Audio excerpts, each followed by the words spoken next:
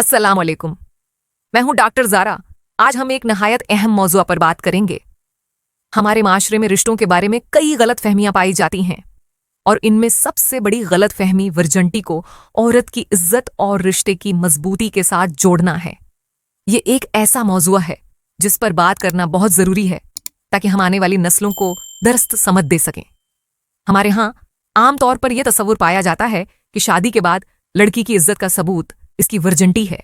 अगर वो वर्जन हो तो उसकी कदर वो कीमत है, और अगर ना हो तो रिश्ते को शक की नज़र से देखा जाता है। लेकिन हकीकत यह है कि वर्जंटी एक समाजी तस्वुर है, मेडिकल हकीकत नहीं।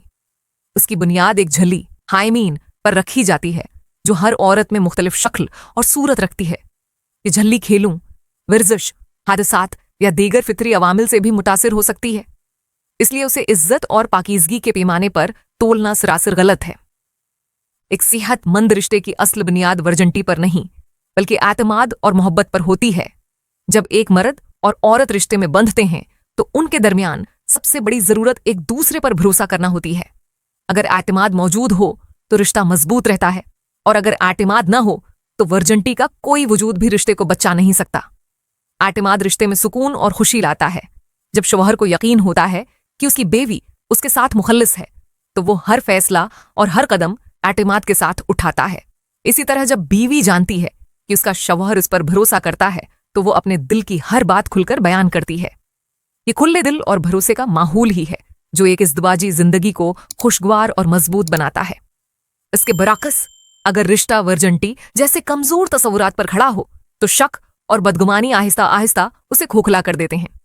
औरत पर बेजा इल्जाम तराशी और मर्द का अदम एतमाद रिश्ते को तबाही की तरफ ले जाता है। यही वजह है कि मियाँ बीवी के दरमियान एतमाद को सबसे ज्यादा अहमियत देना जरूरी है, क्योंकि एतमाद ही वो चीज है जो हर मुश्किल वक्त में रिश्ते को सहारा देती है।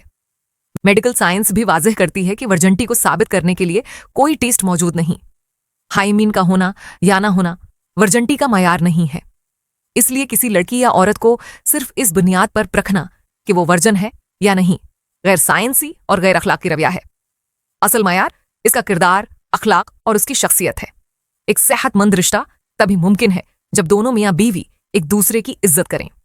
इज्जत का मतलब सिर्फ जिस्मानी हालत पर फोकस करना नहीं बल्कि एक दूसरे के जज्बात, ख्वाबों और एहसासात का एहतराम करना है। जब इज्जत और एतमाद दोनों साथ हों तो शादीशुदा जिंदगी न सिर्फ खुशहाल रहती है बल्कि इसमें सुकून और इत्मीनान भी आता है। ये भी याद रखना चाहिए कि मोहब्बत और एतमाद वक्त के साथ बढ़ते हैं। अगर रिश्ता सिर्फ वर्जंटी पर खड़ा किया जाए तो ये चंद दिनों में ही बखर सकता है, लेकिन अगर रिश्ता एतमाद और भरोसे पर कायम हो तो ये सारी उम्र कायम रहता है।